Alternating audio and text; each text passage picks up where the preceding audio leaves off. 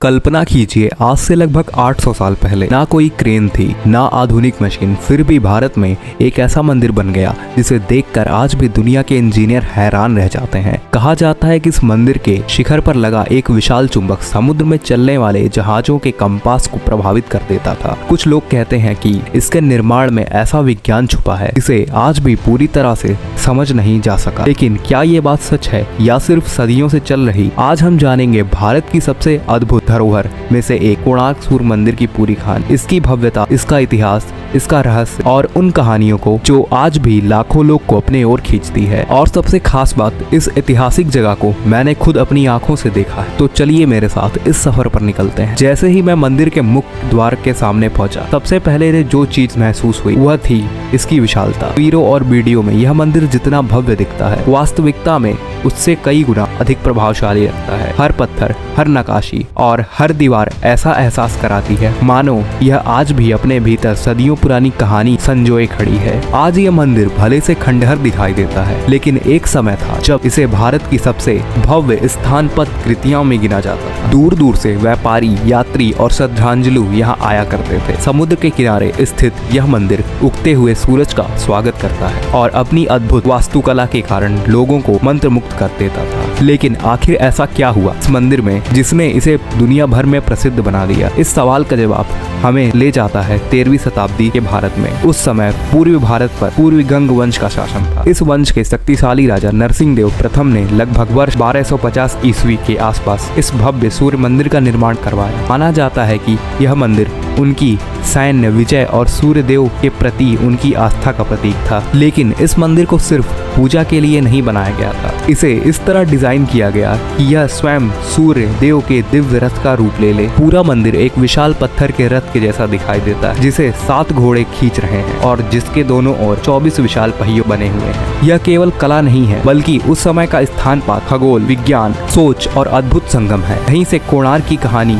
और भी रोमांचक हो जाती है, क्योंकि जितना अद्भुत इसका निर्माण है उतना ही रहस्यमयी इसके पीछे छुपे हिस्से हैं। लेकिन इस मंदिर की सबसे हैरान करने वाली बात सिर्फ इसकी खूबसूरती नहीं है, बल्कि यह है कि आखिर 13वीं शताब्दी में जब ना आधुनिक मशीनें थीं और ना ही भारी भरकम ट्रेन, तब इतना विशाल मंदिर बनाया कैसे गया? इतिहासकारों के अनुसार इस मंदिर का निर्माण 1200 कुशल शिल्पकारों और कारीगरों ने वर्षों तक काम किया था। हर पत्थर को की आज भी उसकी बारीक नकाशी लोगों को आश्चर्यचकित कर देती है। कहा जाता है कि निर्माण में लगभग 12 साल लगे। उस समय का यह प्रोजेक्ट केवल एक मंदिर नहीं, बल्कि उस युग की इंजीनियरिंग और कला का सबसे बड़ा उदाहरण था। आप जरा इस मंदिर को ध्यान से देखिए। यह कोई साधारण इमारत नहीं है। पूरे मंदिर सूर्यदेव के रथ के रूप में बनाया गया है। इसके दोनों ओर बने 24 विशाल पत्थरों के पहिए सिर्फ सजावट नहीं है। कई शोधकर्ताओं का मानना है कि इन पहियों की संरचना समय मापने के लिए उपयोगी रही होगी। पहियों की तिल्लियां और उन पर पड़ने वाली सूर्य की छाया समय का अनुमान लगाने में मदद कर सकती थी। इसी कारण कई लोग इन्हें पत्थर की घड़ी भी कहते हैं। अब बात करते हैं उन 7 घोड़ों की। ये 7 घोड़े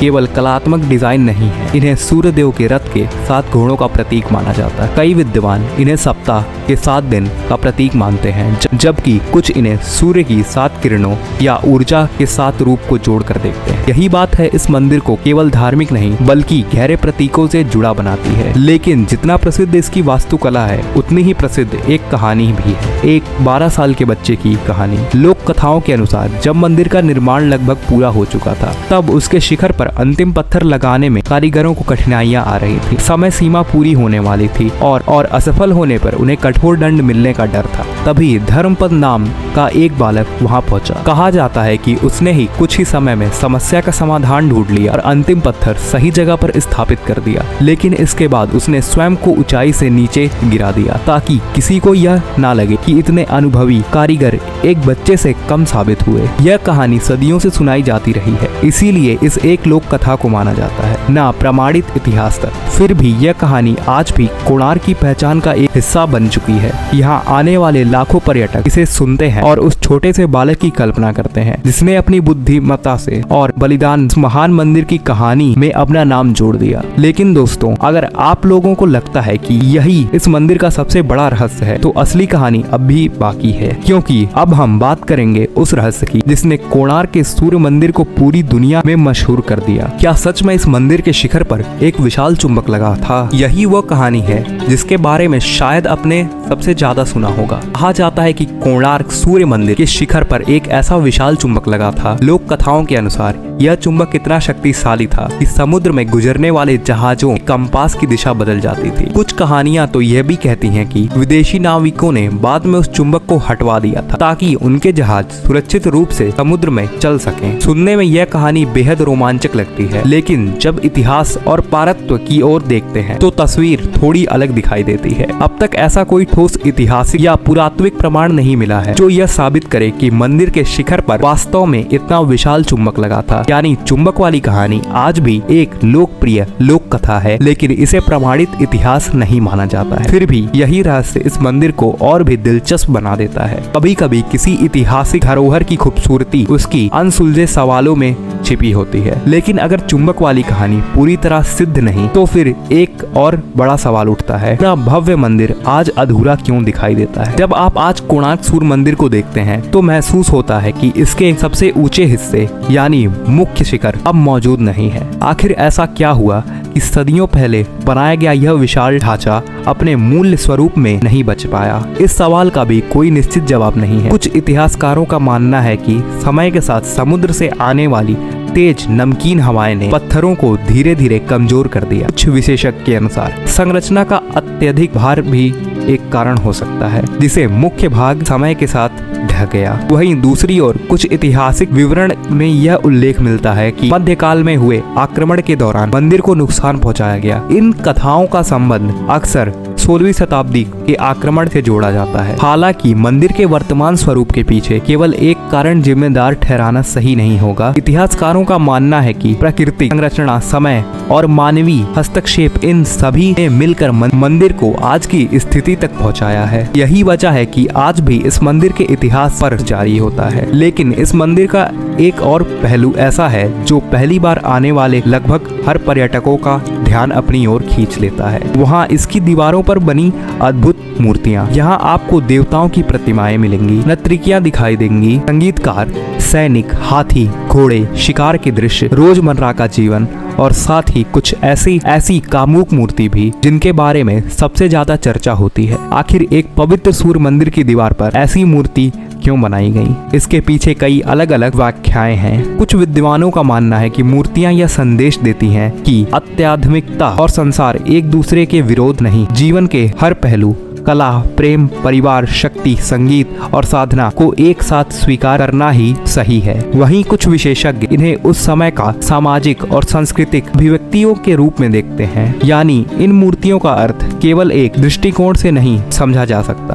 और शायद यही कारण है कि कोणार्क सूर्य मंदिर केवल एक धार्मिक स्थल नहीं बल्कि इतिहास, कला, विज्ञान और संस्कृति का जीवित संग्रहालय बन जाता है। लेकिन मेरी इस यात्रा का सबसे यादगार पल अब भी बाकी था। जब मैं मंदिर के अलग अलग हिस्सों को देख रहा था तभी वहाँ के एक स्थानीय गाइड ने कई ऐसी बातें बताई जिन्हें सुनकर इस जगह के प्रति मेरा नजरिया ही बदल गया।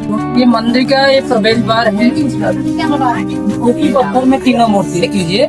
नीचे आदमी लेटा हुआ है, आदमी की तरह हाथी, हाथी की तरह शेर। शेर होती है दुर्गा माता की सवारी, शक्ति का प्रतीक। देवी सर्वभूतेषु शक्ति रूपेण संस्थिता। तो शेर होती है दुर्गा माता की शक्ति का प्रतीक, हाथी होती है धन का प्रतीक। तो मनुष्य के अंदर में धन और शक्ति इकट्ठा होने से मनुष्य के अंदर में अहंकार आते हैं। अहंकार होने से मनुष्य का पतन होता है। तो मूर्ति रखा है अहंकार को बाहर में छोड़िए। इसीलिए मंदिर के सामने मूर्ति रखा गया है। दोनों तरफ से दोनों मूर्ति से बना हुआ है। अहंकार हम देखते हैं इसलिए मंदिर के सामने मूर्ति रखी है। बड़े बड़े लोहे के बीम दिखा देते हैं ना, लोहे का बीम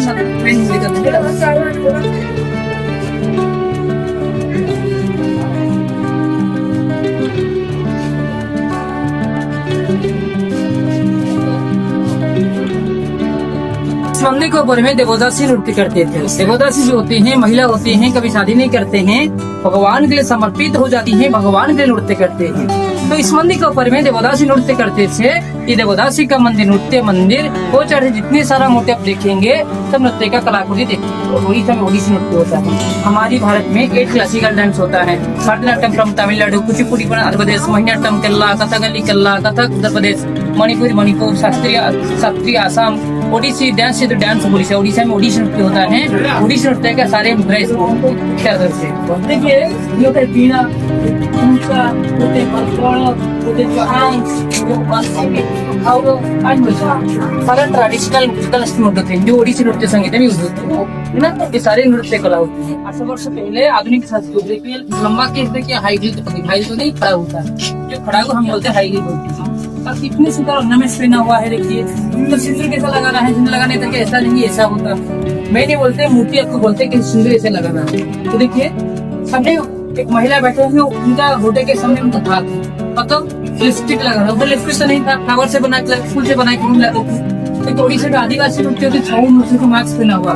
हमारे भारत में 34 मूवमेंट होता है, 44 स्मारक होता है, 36 सांस्कृतिक होते हैं, 7 प्राकृतिक होते हैं, 1 मिले होते हैं। देखिए टैंजिबल मोनुमेंट होते हैं, 44 इंटैंजिबल मोनुमेंट होती हैं, जिसमें 14 होते हैं। तो इंटैंजिबल मोनुमेंट में आती है 2 नृत्य आती है। देखिए ये अफ्रीकन लेडी हेयर स्टाइल देखिए, कर्ली हेयर देखिए, ये 2 नृत्य करते हैं, किसी वक्त रेसलिंग। ये देखिए बैकट्रैक देखिए, पीछे वाला बैकट्रैक है, और ये मिनिट को देखिए, और लास्ट को घाघरा भी देखिए। तो 800 साल पहले ये सब आदमी करते थे। मतलब देखिए 639 AD में क्वींसलैंड ओडिशा है। चाइनीज इधर देखिए, गाड़ी पब्लिक छतरी देखिए, 639 AD में क्वींसलैंड चाइनीज ट्रैवलर आए थे। पहिया है और खींचने के लिए 7 घोड़ा लगा हुआ है। तो 7 घोड़े, सूर्य की 7 कलर, सप्ताह 7 दिन, 24 पहिया, दिन की 24 घंटा, वर्षों की 24 पक्ष माना जाता है। दक्षिण दिशा में 12 पहिया, उत्तर दिशा में 12 पहिया अभी है।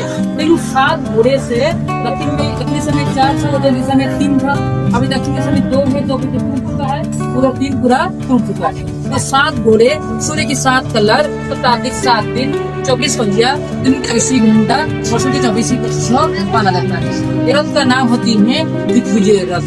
रथ का सारा चीजें अरुण। मंदिर के सामने एक अरुण स्तंभ था, जो अरुण स्तंभ को अभी पूरी जगह मंदिर के सिद्ध के सामने देखिए, जैसे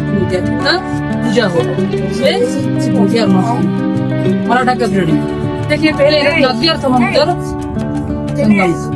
संगम किसी ले गया, कब ले गया, क्यों ले गया? एक्चुअली 1568 मुस्लिम आतंकवाद इस मंदिर को बने। जिसमें दिल्ली में मुगल शासक अकबर थे, इधर सुलेमान करानी थी। तो सुलेमान करानी जी मुगल का सूबेदार थे, उस समय ही आतंकवाद इधर बंद हो गया था।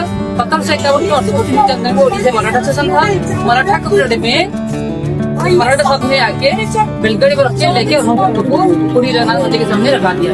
देखिए इधर पहले नदी का नाम चंद्रभागा नदी और समुद्र का नाम था bay of Kalinga. Bay of Kalinga Chandrabhaga नदी इधर संगम स्थल था। ये चंद्रभागा नदी के ऊपर में मंदिर बना हुआ था, लेकिन समय परिवर्तन होने से नाद्य समुद्र पीछे चले गए। रास्ते में समुद्र आप देख के आए, समुद्र का नाम bay of Kalinga. Bay of Kalinga से बे बंगाल हो गया। चंद्रभागा नदी अब इससे पीछे चली गया है। रास्ते में चंद्रभागा देख के आप लोग आए हैं। तो पूर्व दिशा में गहराई समुद्र था। जब सूरज उदय होती है, सूरज के पहले का नाट्य मंडप होते हैं, तो प्रार्थना मंदिर प्रवेश करते हैं। उसके भीतर मुख्य मंदिर करने में भगवान सूर्य का मूर्ति थे। मूर्ति में मथा पे सूर्य की पहली किरण। सूर्य उत्तरायण होती है तो उत्तर गेट में आती है। 3 दरवाजे देखिए, नाट्य मंदिर का 3 दरवाजा है।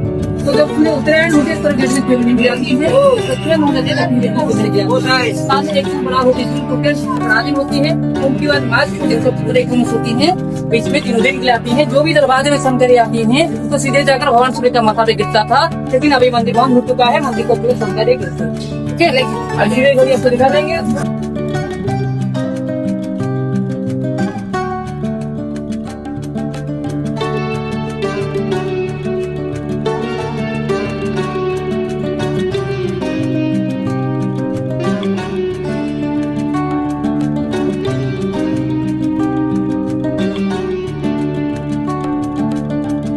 पेड़ था, मतलब हम लोग तो बिहार से हैं। देखिए आपका इधर कुछ बसी है, देखिए कहीं नहीं, मगर में नहीं है ना।